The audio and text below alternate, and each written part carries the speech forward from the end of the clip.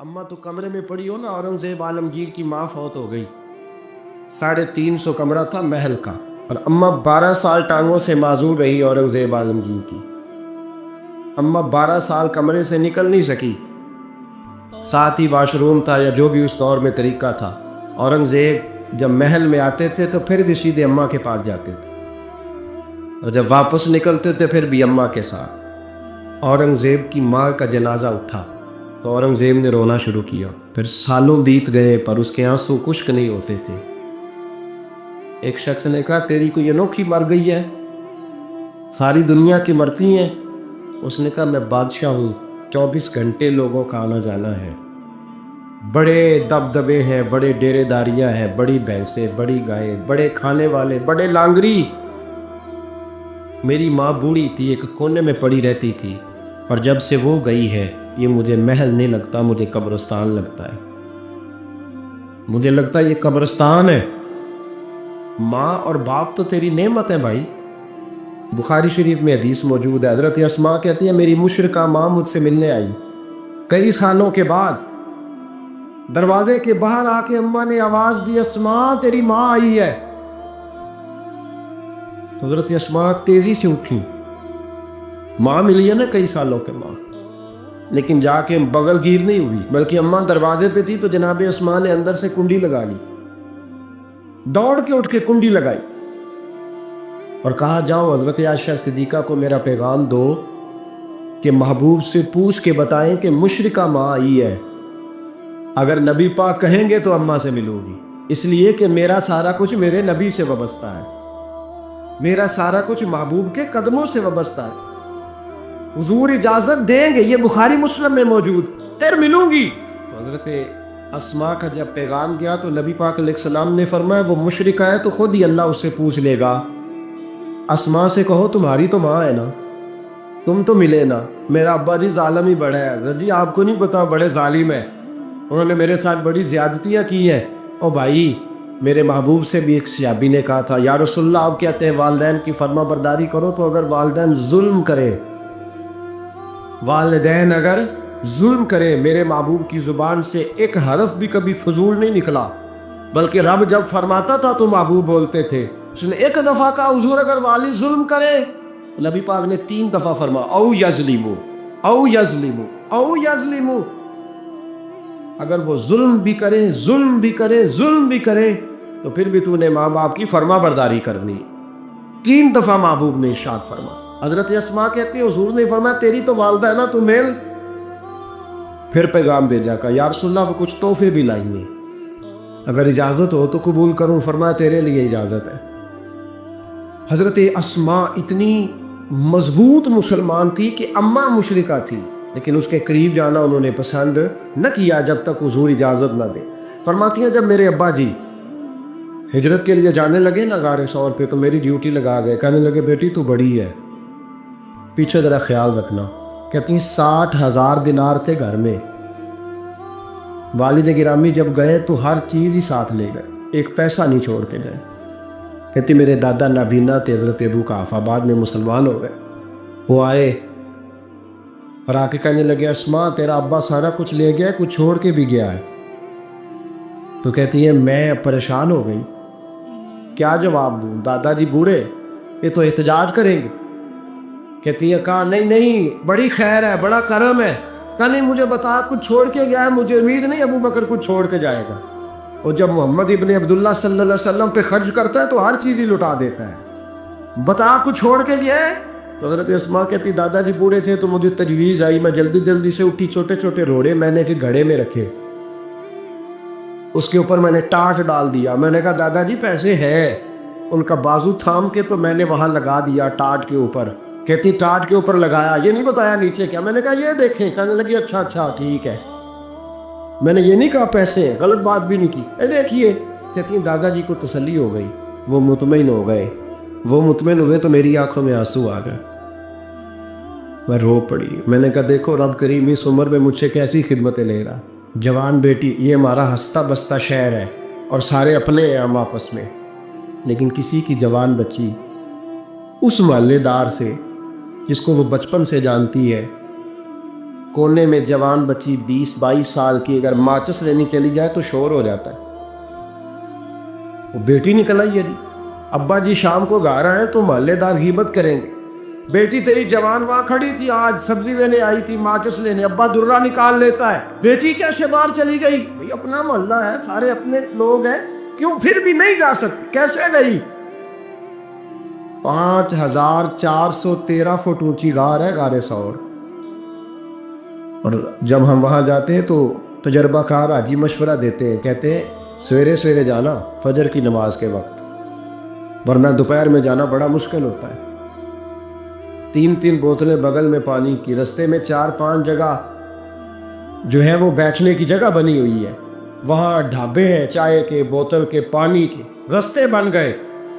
لیکن جب حضرت صدیق اکبر نبی پاک کو لے کے گئے کوئی رستہ نہیں تھا، دشوار گزار گھاٹی تھی. کہنے لگے محبوبہ آپ کو تکلیف ہوگی، آپ میرے کندھوں پہ بیٹھ گئے. پبا پہاڑ قدم نہیں جے لاؤندا تے سور پہاڑ تے چڑھیا جاندا، او پیا جاندا دے یار نبی دا، اے اصلی دلدار نبی دا. حضرت صدیق اکبر حضور کو لے گئی، ڈیوٹی لگائی، فرمایا اسماء میں نہیں چاہتا، پریشانی جتنی مرضی ہے، ایمرجنسی جتنی مرضی ہے، پر میری محبت گوارا نہیں کرتی کہ حضور سرکی اور کھجور پہ گزارا کرے. بیٹے تازہ کھانا پکا کے پہنچانا. 5413 فٹ اونچی غار اور دن کو ڈر آئے. حضرت اسماء کہتی ہے میں روز تازی روٹی پکاتی، کھانا تیار کرتی، جب دنیا سو جاتی تو میں پہنچا کے آتی. کون حضرت ابوبکر صدیق کی محبت کا اندازہ کرے گا؟ کون اس گہرائی تک جائے گا؟ حضرت اسماء کہتی ہے ایک دن کپڑا ہی کوئی نہیں تھا گھر میں، عورتیں نا سینہ بند باندھا کرتی تھی، عرب کے لوگ کھلے کپڑے پہنتے تھے تو کمر بند باندھتی، اسے نطاق کہتے. حضرت اسماء کہتی ہے میں نے اسے پھاڑا، آدھے میں روٹی باندھ لی اور آدھا میں نے کمر کے ساتھ باندھ لیا. جب لے کے گئی نا، یہ بخاری ہے، تو حضور نے دیکھا، حضرت ابوبکر نے دیکھا کہ بیٹے جی تو سینہ باندھ ہے. کہا ابا جی آدھا وہاں ہے، آدھا میں نے باندھا ہوا ہے. تو محبوب نے فرمایا تو ذات النطاق ہے نا، تو 2 کمر بند والی ہے. فرماتی ہے میرا نام ہی پڑ گیا اس سے، 2 کمر بند والی. حضرت اسماء روز کھانا پہنچاتی، محبت بڑے امتحان لیتی ہے. کہتی ہے میں بڑے وقار والے گھر کی مالک تھی، میرے والد قبیلے کے سردار تھے، کاروبار کرتے تھے تو دولت بھی میں نے ہمیشہ دیکھی تھی، کسی کی طاقت نہیں تھی بری نظر سے دیکھ سکے. لیکن حضرت اسماء کہتی ہیں رب کریم نے ہم سے آزمائش لی. دوسرا دن تھا، حضور کو غار ثور میں گئے تو ابو جہل دروازے پہ آیا، بہت سارے کفار اس کے ساتھ تھے. او بھائی اس کیفیت کو ذرا سمجھ تو صحیح، اس انداز کو کبھی سمجھ تو صحیح، کس بات کی دشمنی لے رہے تھے؟ حضرت صدیق اکبر نے کس طرح کے امتحانات دیے؟ سارے کفار کٹھے ہو کے کہتی ہیں میرے دروازے پہ آ گئے، دستک دی، میں باہر آئی. ابو جہل کہنے لگا کہاں گیا ہے تیرا والد محمد ابن عبداللہ کو لے کے صلی اللہ تعالی علیہ وسلم، کہاں گئے؟ جناب اسماء کہتی ہیں اب میرے لیے بڑی مشکل ہو گئی، جھوٹ بولتی ہوں تو شریعت نہیں بچتی، سچ بتاتی ہوں تو وفا نہیں بچتی، کدھر جاؤں؟ کہتی ہیں پیروں میں زنجیریں ہیں، غلط بات کیسے کروں؟ اس نے پھر پوچھا بولتی کیوں نہیں، کہاں گئے؟ میں خاموش تھی. تیسری بار پھر پوچھا کہاں گئے ہیں وہ؟ جناب اسماء کہتی ہیں میں نے فیصلہ کر لیا، شریعت بھی بچانی ہے، وفا بھی بچانی ہے، دونوں چیزیں بچیں گی. بولو کہاں ہے؟ یہاں تو لوگ مرد ہو کے دین کے لیے نہیں ڈٹتے، اور 1 منٹ کے لیے بھی عقیدے پر مسلک پر ڈٹنے کو تیار نہیں ہوتے. لوگ دیکھتے ہیں مجلس کس طرح کی، اس طرح کا رنگ اختیار کر لیتے. جناب اسماء ڈٹ گئی، جناب صدیق اکبر کی صاحبزادی، اور کہتی ہے ابو جہل نے جب کہا نا بتا کہاں ہے، فرماتی ہے پتہ نہیں خدا نے مجھے کتنی قوت عطا فرمائی. میں بولی اور بول کے کہا میں ابو بکر صدیق کی بیٹی ہوں، میں جھوٹ نہیں بول سکتی. کہنے لگی ابو جہل سن، مجھے پتا ہے وہ دونوں کہاں ہیں، اور میں تمہیں بتاؤں گی کوئی نہیں، مجھے پتا ہے، پر میں تمہیں ہو ہلکا یارا تو برے شم کی طرح نرم، رزم حق کو باطل ہو تو فولاد ہے مومن، پتا ہے مجھے وہ کہاں ہے، پر جرت ہے تو پوچھ کے دکھا. کہتی ہیں چوک تھا مکے کا اور میرا عزت والا گھرانہ تھا، पर अबू जाल ने भरे बाजार में मेरे मुंह पे थप्पड़ मार दिया। कहती है मेरे कान में बाली थी, नीचे पत्थर था, मैं उसके ऊपर गिरी तो मेरा कान फट गया। लोगों ने अबू जाल को पकड़ा ले गए। फरमाती हैं वो आजमाइश भी मैंने दी, इम्तिहान भी दिया, फिर मैं अंदर आई और मैंने फिर अपने उस बहते हुए खून को अपने कपड़े के साथ साफ किया, मुंह को लपेटा और फिर मैं खाना पकाने गई। कहती हैं उसी तरह खाना पकाया, उसी तरह तैयारी की। गारे सौर पे जो पहुंची तो अबू बकर सिद्दीक ने लिपटा हुआ मुंह देखा। बेटी को तकलीफ में देखे और फिर बाप रात सो जाए, ये हो नहीं ना सकता। तो कहा अस्मा बेटे चेहरे को क्या हुआ, क्या बात है? अर्ज की कुछ नहीं अब्बा जी। फरमाया नहीं बेटे कोई तकलीफ है, कोई चोट है? नहीं अब्बा जी कुछ नहीं। हुजूर ने फरमाया अस्मा खोल ना बेटे चेहरा क्या है। जनाब अस्मा ने कपड़ा हटाया तो खून बहने लगा। क्या हुआ? अर्ज की हुजूर कुछ नहीं, अबू जाल आया था, पूछता था क्या बताती, झूठ बोलती तो शरीयत में इजाजत नहीं थी, बता देती तो आपको तकलीफ होती। उसने ना भरे चौक में थप्पड़ मारा, मेरा कान फट गया। हुजूर मैंने कुछ बताया नहीं। नबी करीम सैयद आलम अलैहिस्सलातु सलाम के हाथ उठे, अजीब दुआ दी हुजूर ने। कहा अल्लाह मैं अबू बकर से और इसके घर से राजी हूँ, तू भी इनसे राजी हो जा। हजरत अस्मा बिनते अबी बकर सिद्दीक रदी अल्लाह ताला फरमाती इस अंदाज में कुर्बानियाँ दी। फिर एक वक्त आया, फरमाती है मेरे घर में दौलत थी, माल था, मैंने बड़ा कुछ देखा था, लेकिन मेरे लिए रिश्ता आया नबी पाक के बेटे का, हजरत ज़ुबैर बिन अवाम। ये हुजूर की फूफी के बेटे भी हैं और जो 10 सहाबा को हुजूर ने जन्नत की बिशारत दी उसमें भी शामिल है। हुजूर ने फरमाया मेरा हवारी है ज़ुबैर बिन अवाम और अशरा मुबशरा सहाबा में शामिल है। लेकिन घर में गुर्बत थी, तंगदस्ती थी, मजबूरी थी। जनाब अस्मा कहती हैं मेरे अब्बा जी ने कहा बेटा तेरे लिए रिश्ता आया है। मैंने कहा किसका? का हुजूर की फूफी के बेटे ज़ुबैर बिन अवाम का। कहते मैंने थोड़ी देर के लिए सोचा कि वहाँ तो बड़ी गुर्बत है। तो जनाब सिद्दीक अकबर ने अगला जुमला कहा, फरमाया तुम्हें पता है रिश्ता भेजा किसने? कहा अब्बा जी किसने? कहा मुस्तफ़ा करीम ने। जनाब अस्मा कहने लगी फिर आपको मुझसे पूछना नहीं चाहिए था, फिर हुजूर ने पसंद किया है, महबूब ने, इतने मेरे नसीब। हज़रत अस्मा कहती है मैं उस घर से गई थी जहाँ 3 गुलाम हर वक्त होते थे, और ये बुखारी मुस्लिम में आपको मिलेगा। बेटियों की तरबियत हम करते हैं तो कहते हैं ओ ससुराल में काम करना पड़ता है, सवेरे उठना पड़ता है, ऐसे करना पड़ता है। सुनो जनाब सिद्दीक अकबर रईस से मक्का और मदीना की बेटी फरमाती है मैं जब ज़ुबैर बिन अवाम के घर में गई तो मैं आटा भी गूंथती थी, मैं कपड़े भी धोती थी। महबूब ने मेरा रिश्ता कराया ना। फरमाती है मैं चक्की भी पीसती थी। फरमाती है ज़ुबैर बिन अवाम ने घोड़ा रखा हुआ था, वो जब बाहर जाते तो मैं घोड़े के लिए चारा भी काट के लाती थी, मैं उस घोड़े को भी संभालती थी, मेरे हाथों में छाले पड़ जाते। एक दिन मेरे अब्बा जी ने देख लिया। अबू बकर सिद्दीक बड़े परेशान हुए। कहती हैं उन्होंने जाके महबूब की बारगाह में अर्ज़ की हुजूर अगर आप इजाज़त दें तो मैं ज़ुबैर को एक ग़ुलाम ना दे दूँ, मेरी बेटी काम करती है, उसके हाथों में मैंने छाले देखे, एक ग़ुलाम ना दे दूँ। डायरेक्ट हज़रत ज़ुबैर बिन अवाम से नहीं कहा कि तू इतना काम कराता है, झगड़ा नहीं खड़ा कर दिया। कहती हैं एक ग़ुलाम हुजूर के ज़रिए जनाब अबू बकर सिद्दीक ने भेजा। अब वो बाहर के काम संभालने लगा, घोड़े को चारा डाल देता, कुछ सौदा सरफ ला देता। कहती मुझे यूँ लगा जैसे मैं आज़ाद हो गई। गुर्बत भी थी। ज़ुबैर बिन अवाम नेक बड़े थे पर तबीयत के ज़रा सख्त थे। एक दिन अब्बा जी आए तो मैंने कहा हुजूर और तो कुछ चीज़ नहीं चाहिए, थोड़ी सख्ती है तबीयत में। तो कहते हैं मेरे वालिद ने ये नहीं कहा मैं पूछूंगा, मैं हुजूर से बात करूंगा। कहने लगे बेटी सब्र कर,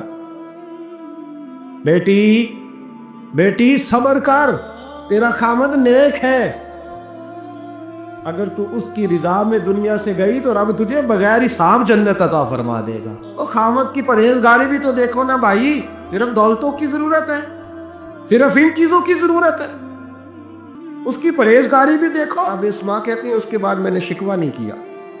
उसके बाद दोबारा शिकवा, सखी बड़ी थी हजरत अस्मा, حضرت عبداللہ بن زبیر آپ کے بیٹے تھے. کسی نے ان سے پوچھا کہ آپ کی والدہ کا کیا حال تھا؟ تو فرماتے میں اماں کو مصلی پہ چھوڑ کے گیا, عبادت کر رہی, عبادت گزار بڑی تھی, مصلی پہ چھوڑ کے گیا. فرماتے میں ظہر کے وقت گیا اور عصر کی نماز کے بعد آیا تو میری اماں ابھی بھی مصلی پہ بیٹھی تھی اور رب سے معافی مانگ رہی تھی. کہتے بڑی سخی تھی. اور میری خالہ سیدہ عائشہ بھی بڑی سخی تھی. حضرت عبداللہ بن زبیر فرمانے لگے دونوں میں ایک فرق تھا. حضرت عائشہ جب سخاوت کرتی تو کچھ پیسے جمع کر لیتی, ایک ہفتے کے پیسے جمع کر کے جوڑ کے کہتی چلو کسی غریب کا کچھ بن تو جائے. لیکن حضرت اسماء رکھتی نہیں تھی, کہتی تھی روز ہی دینے ہیں, چاہے 1 دینار آرنگ میں موجود ہے. جب ان سے پوچھا گیا ایسا کیوں کرتی ہو تو کہتی ہے میں ایک دن نبی پاک کی بارگاہ میں نا کچھ پیسے دینے لگی تو میں نے 2-3 دفعہ گنے, کہا حضور جی کچھ دینار رکھ لے. تو محبوب فرمانے لگے اسماء اللہ کے رستے میں گن گن کے نہ دے, ورنہ وہ بھی تجھے گن گن کے ہی دے گا. تو اس کے رستے میں بے حساب دے, وہ بھی تجھے بے حساب ہی عطا فرمائے گا. اور بچا بچا کے نہ رکھا کر, دے دیا کر. تو اس کے رستے میں دیتی رہ, رب بھی تجھے دیتا ہی رہے گا. ہم چونکہ گن گن کے دیتے ہیں نا, اس لیے ہم اس فلسفے کو سمجھتے نہیں. گن گن کے دو گے تو گن گن کے ملے, بے حساب دو گے تو اللہ بھی بے حساب ہی دے گا. حضرت اسماء کی سخاوت, پرہیزگاری. فرماتی ہیں کہ میں جب مدینہ منورہ ہجرت کر کے سب لوگ چلے گئے تو مسلمانوں کے گھر میں نا بیٹیاں پیدا ہوتی تھی. تو یہودی عورتوں نے شور کر دیا کہ ہم نے جادو کر دیا, ان کے یہاں بیٹا نہیں ہو سکتا. تو جناب اسماء بنت ابی بکر صدیق رضی اللہ تعالیٰ عنہ فرماتی ہیں سب سے پہلا بیٹا مدینے میں اللہ نے مجھے عطا فرمایا. کہتی ہے میں نے کہا جاؤ اس کے نانا کو خبر کرو. نانے دادے پیار زیادہ کرتے ہیں, نانیاں دادیاں پیار زیادہ کرتے. تو کہتی ہیں کہ میں نے نا کہا جاؤ نانا کو خبر کرو. تو کہتے جناب صدیق اکبر دوڑے آئے تو پہلے دن کا بچہ ہی اٹھا کے لے گئے. ابا جی بات تو سنے, عمر ٹھہر جا سن لیتے. کہتے لپیٹا میرے عبداللہ کو لے گئے اور سارے مدینے کی گلیوں میں شور کر او یہودیوں نکلو باہر دیکھو, تم کہتے تھے جادو کر دیا ہے, اللہ نے ہمیں بیٹا عطا فرما دیا ہے, دیکھو اللہ نے بیٹا دیا. کہتی پھر سارا مدینہ گھما کے نا تو مصطفیٰ کے پاس لے گئے. کہا یا رسول اللہ دیکھے اللہ نے نواسا دیا ہے. کہتی ہیں میرے بیٹے ابھی میں نے دودھ بھی نہیں پلایا تھا, میں نے کہا لے گئے ابا جی اور واپس بھی نہیں لائے. کہتے حضور کے پاس جب لے کے پہنچے تو نبی پاک نے کھجور منہ میں رکھی, اسے دانتوں کے ساتھ اس طرح چبایا کہ ذرے ذرے میں حضور کا لعاب دہن شامل ہو گیا. وہ کھجور حضور کے لعاب دہن میں گویا گون دی گئی. فرماتی ہیں اس کو نکال کے تو محبوب نے میرے بیٹے کو گٹی عطا فرمائی, عبداللہ نام رکھا. حضرت اسماء کہتی ہے جب واپس آئے میں نے کہا ابا جی میں نے تو ابھی اسے دودھ بھی نہیں پلایا تھا. تو کہنے لگے مبارک ہو, اس کے سینے میں جو سب سے پہلی غذا گئی ہے وہ میرے نبی کا لعاب دہن گیا ہے. حضرت عبداللہ بن زبیر جوان ہوئے, ابھی 7-8 سال عمر کی تھی کہ تو ان کے والد حضرت زبیر بن عوام حضور کے پاس لے گئے. کہنے لگے یا رسول اللہ اسے بیعت بھی کر لیں. محبوب کا بیعت بھی کرا دیا. مسلمان تو پہلے ہی تھے, مسلمانوں کے گھر میں یہ وہی بیعت ہے جو ہم اپنے مشائخ کے ہاتھوں پہ کرتے ہیں. اس کی اتنی اہمیت ہے کہ حضرت زبیر بن عوام نے 6-7 سال کا بچہ بھی محروم نہیں رہنے دیا. حالانکہ کلمہ تو وہ شروع سے پڑھتے تھے. یہ بیعت اگر کلمے کی ہوتی تو وہ تو پہلے پڑھ رہے. یہ وہی بیعت ہے جو ہم اپنے بزرگوں کے ہاتھوں پہ کرتے ہیں کہ کوئی بندہ بغیر مرشد کے اور بغیر پیر کے رہ نہ جائے. حضرت زبیر بن عوام نے بیعت بھی کرا دیا. فرماتی ہیں اب یہی بچے جوان ہوئے. حضرت زبیر بن عوام تو جلدی وصال کر گئے. حضرت عبداللہ بن زبیر فرماتے ہیں میری اماں کی عمر 100 سال کے قریب ہوئی, نابینا ہو گئی تھی دونوں آنکھوں سے. میں کپڑے لا کے دیتا تھا تو حضرت اسماء کا طریقہ یہ تھا کپڑے کو ہاتھ لگا کے دیکھتی. 100 سال کی بوڑھی اماں ہاتھ لگاتی, کہتے بیٹے باریک ہے. محبوب نے بیبیوں کو چھپ کے رہنے کا حکم دیا ہے, ان کو نہ تھوڑا موٹا کر کے لا. کہتے اماں جی آپ نے ہاتھ سے دیکھا ہے, صحیح ہے آپ پہن لے. کہتے میری اماں رو پڑتی. کہتے بیٹا بی بی کا زیور اس کا پردہ ہوتا ہے, تو مہربانی کر مجھے موٹا کپڑا لا کے دے تاکہ میں اپنے آپ کو چھپا کے رکھوں. میں نے چھپ کے زندگی گزاری ہے, میں چھپ کے اللہ کی بارگاہ میں جانا چاہتا ہوں, مجھے پردے دار رہنے. امام حسین رضی اللہ تعالیٰ عنہ کی شہادت کے بعد ان کا جھنڈا حضرت عبداللہ بن زبیر نے اٹھایا, انہی کا جھنڈا. یزید جب مر گیا تو مکے مدینے اور حجاز کے جو سارے علاقے تھے ان لوگوں نے حضرت عبداللہ بن زبیر کے ہاتھ پہ بیعت کی تھی، جو حضرت اسماء کے بیٹے تھے، جناب صدیق اکبر کے نواسے تھے۔ وہ خلیفہ بن گئے، امیر بن گئے مسلمان۔ دوسری سائڈ پہ، شام والی سائڈ پہ عبد الملک بن مروان بنا۔ اس نے یہ جو تعمیر کعبہ ہوئی ہے نا دوبارہ سے، جن بنیادوں پہ اب کعبہ ہے، انہی بنیادوں پہ حضرت عبداللہ بن زبیر نے بیت اللہ کو بھی دوبارہ تعمیر کروایا تھا، کیونکہ یزید کی فوجوں نے جب حملہ کیا تو بیت اللہ کے کچھ حصے شہید ہو گئے، تو جناب عبداللہ بن زبیر نے اسے بھی دوبارہ بنوایا۔ عبد الملک بن مروان نے حجاج بن یوسف کو ان کے مقابلے میں بھیجا، لڑائی ہونے لگی، 5.5 مہینے جنگ ہوتی رہی۔ حضرت عبداللہ بن زبیر کی فوجیں، کچھ تو شہید ہو گئے لوگ، کچھ بکھر گئے، آپ اکیلے رہ گئے۔ کہتے میری 100 سال کی بوڑھی اماں، میں اماں سے مشورہ کرنے آیا، حضرت اسماء سے۔ بچے اس لیے بزدل ہوتے ہیں کہ باپ انہیں دلیری سکھاتا ہی نہیں۔ کہتے 100 سال کی بوڑھی اور نابینا اماں، کیوں نہیں بچے جہاد کے لیے تیار ہو رہے؟ مائیں کہتی ہیں شاید گھر میں رہیں گے تو موت نہیں آئے گی، شاید یہ اندر رہیں گے تو بچ جائیں گے۔ فرماتی 100 سال کی بوڑھی اماں سے جا کے کہا اماں اب تو میں تقریباً اکیلا رہ گیا ہوں، کیا کروں؟ تو کہتے میری ماں کہنے لگی حضرت اسماء بیٹے پہلے تو یہ بتا کہ تو حق پہ ہے کہ نہیں؟ یہ میں نے کہا اماں ہوں تو میں حق پہ۔ تو کہنے لگی جا پھر میدان میں کھڑا ہو جا اور جا کے لڑ، جب تک رب کو منظور ہوگا تجھے زندگی دے گا، اور بیٹا یاد رکھ جسے شہادت ملتی ہے اسے بھی اللہ کی مدد کے ساتھ ہی ملتی ہے، شہادت بھی اللہ کی مدد سے ملتی ہے، میدان میں جا۔ تو کہتے میں نے اپنی اماں سے کہا اماں یہ جو حجاج ہے بڑا ظالم ہے، سنا ہے جب کسی کو قتل کرتا ہے تو لاش کے ٹکڑے ٹکڑے کر دیتا ہے، وجود سارا کاٹ ڈالتا ہے۔ تو کہتے میری اماں میرے کندھے پہ تھپکی دے کے کہنے لگی بیٹے بکرے کو صرف ذبح ہوتے وقت تکلیف ہوتی، جب اس کھال اتاری جائے تو کوئی تکلیف نہیں ہوتی، جب اس کا گوشت بنایا جائے تو کوئی، تو بیٹے گھبرانا نہ، رہنا میدان کے اندر، دیکھنا میں تجھے بھاگتا ہوا نہ سنوں، جا میرا بیٹا اللہ تیری مدد کرے گا۔ حضرت عبداللہ بن زبیر کہتے ہیں میری ماں کی گفتگو نے میرے وجود کو فولاد کر دیا۔ فرماتے ہیں جذبہ جہاد میری اماں نے میرے سینے میں بھر دیا۔ جب میں نکلا میدان میں تو حضرت اسماء پھر پکارنے لگی، کہنے لگی عبداللہ یہ یاد رکھنا کہ تم اس کے بیٹے ہو جس کو میرے نبی نے اپنا حواری کہا تھا، اور نبی پاک نے تیرے باپ کو دنیا میں جنت کی بشارت دی تھی، اور یاد رکھنا کہ تیری دادی مصطفیٰ کی سگی پھپھی تھی، اور یہ بھی یاد رکھنا کہ تیرے نانا وہ ہے جنہیں دنیا صدیق اکبر کہتی ہے، اور یہ بھی ذہن میں رکھنا کہ تیری خالہ وہ ہے جو ام المومنین سیدہ عائشہ ہے۔ بیٹا جب میدان میں لڑنا تو اپنے خاندانی وقار کا ضرور خیال رکھنا، یاد رکھنا تم کون ہو، کس کے بیٹے ہو، کس کے بھانجے، کس کے بھتیجے، کس کے نواسے، خیال رکھنا۔ حضرت عبداللہ بن زبیر لڑے اور جب شہید ہو گئے تو حجاج بن یوسف نے ان کی لاش کو چوک میں لٹکا دیا، مکے کے چوک میں جہاں جنت المالا ہے اس چوک میں ان کی لاش لٹکی۔ 14واں دن ہو گیا لاش کو لٹکے ہوئے، تو عبداللہ بن عمر گزرے، فرمانے لگے یہ دیکھو شاہ سوار لٹکا ہوا ہے، اور دیکھو 14 دن بیت گئے، اس کے وجود سے جب بھی کوئی سونگتا ہے اسے میٹھی خوشبو ہی آتی ہے۔ اور عبداللہ بن عمر فرمانے لگے خوشبو کیوں نہ آئے، اس کے وجود میں جو پہلی غذا گئی تھی وہ مصطفیٰ کا لعاب دہن داخل ہوا تھا۔ 14 دن گزر گئے، حجاج نے پیغام بھیجا حضرت اسماء کو میری بات سنو۔ آپ فرمانے لگی میں تو کسی کے پاس نہیں جاتی، اور میں سرداروں کو کیا سمجھتی ہوں، جا دوڑ جا۔ کہنے لگا میں زبردستی بلوا لوں گا۔ فرمایا طاقت ہے تو بلوا کے دیکھ، میں ابو بکر کی بیٹی ہوں۔ حجاج خود ملنے آیا اور آ کے کہنے لگا میرے بارے میں آپ کا کیا خیال ہے؟ تو حضرت اسماء کہنے لگی خیال کیا ہونا ہے، نبی پاک نے فرمایا کہ میری امت میں ایک کذاب آئے گا، ایک قاتل آئے گا۔ کذاب مختار سقفی تھا اور قاتل تو ہے۔ کہنے لگا تجھے پتہ نہیں چلا میں نے تیرے بیٹے کا کیا حال کیا؟ وہ جا کہتے ہیں ایسا جملہ کا حضرت اسماء نے کہ میری سوچ ہی بدل دی۔ میں نے کہا دیکھا میں نے تیرے بیٹے کا کیا حال کیا؟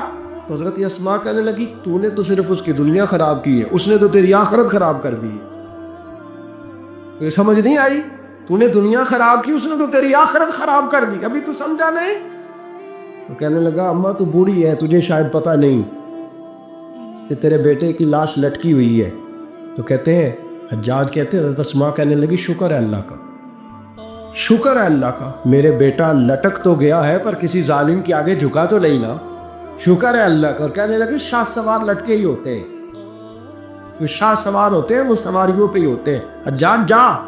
حجاج بن یوسف کہتا ہے جب میں باہر نکلا تو بڑی بڑی تلواریں میرا سر نہیں جھکا سکی تھی، پر حضرت اسماء کے جملوں نے میری گردن جھکا دی۔ لوگ مجھ سے پوچھتے تھے فاتح کون ہے؟ آپ کے عبداللہ۔ تو حجاج کہتا ہے نہ میں اور دوسروں کو تو وہ ماننے کو تیار ہی نہیں تھا نا، کہتا ہے فاتح دیکھنا ہے تو وہ ابو بکر کی بیٹی اندر بیٹھی ہے، وہ سب سے زیادہ فاتح، وہ فاتح ہے، اس کا حوصلہ جوان ہے، جس کے سینے میں ایمان کی قوت تگڑی ہے، جو آج بھی ان اصولوں پہ قائم ہے جو مصطفیٰ نے دیے تھے۔ حضرت اسماء اپنے بیٹے کے شہادت کے 3-4 دن کے بعد ہی وصال کر گئی۔ 100 سال کی اسماء کا جب جنازہ اٹھا تو پھر دیکھا مکے کے لوگوں نے اور مدینے کے لوگوں نے کہ بادشاہوں کے جنازے میں اتنی خلقت نہیں آتی جتنی اس خاتون کے جنازے میں لوگ آئے، اور لوگ کہہ رہے تھے آج وہ خاتون دنیا سے گئی ہے جس خاتون نے اپنی زندگی کے 80 سال رسول اللہ کے دین کو دیے۔ بھائی یہ بات آج اس لیے ان کا ذکر، چونکہ ان کا وصال بھی جمادی الثانی میں ہوا، اس لیے چھیڑا ہے۔ اپنے گھروں کے اندر ہم نے تربیت کا، بیٹیوں کی تربیت کا وہ والا ماحول بنانا ہے جو حضرت اسماء بنت ابی بکر کا تھا۔ ہماری بچیاں کہتی ہیں دکھ ہی بڑے تھے، غربت ہی بڑی تھی، ساری زندگی ٹینشن کی نظر ہی ہو گئی، ہم کیسے جمع ہوتے۔ وہ تو امیر گھر سے غریب گھر میں آئی تھی، غربتوں کی ٹینشن نے کبھی انہیں پریشان نہیں کیا بلکہ ان کے ایمان کو جلا بخشی، توانا رہیں۔ جب مائیں حضرت اسماء جیسی ہوتی ہیں تو بیٹے حضرت عبداللہ بن زبیر جیسے پیدا ہوتے ہیں۔ اتنے تگڑے اور دلیر بیٹے پھر دنیا کو ملتے ہیں۔ اپنی بچیوں کی تربیت کریں، سارا دکھ روٹی کا ہی ہے، دولت کا ہی ہے، جائیداد کا ہی ہے، کھانے پینے کا ہی ہے، اور بھی غم ہے زمانے میں محبت کے سوا، کچھ اور بھی توجہ کریں بھائی، یہ تو ایک جوز ہے، تو ایک جوز ہے صرف زندگی کا، باقی ساری زندگی تو آگے بڑھی ہوئی۔ ان کی تربیت کریں، اصل نہج پر انہیں سمجھائیں۔ حضرت اسماء نے روشن کردار ادا کیا، تقوی، پرہیزگاری، عبادت، سخاوت، رسول اللہ کی نوکری، نبی پاک کی کامل محبت، اپنے بچوں کی تربیت، حضور کی ہر بات کے ساتھ وفا ان کا ترہ امتیاز رہا۔ وہ ہمیں سبق دے کے گئیں اگر دنیا میں زندہ رہنا ہے تو محبوب کے بن کے رہو، زندہ رہو گے، تابندہ رہو گے، پائندہ رہو گے، ہمیشہ مدحت خیر الانام میں گزرے۔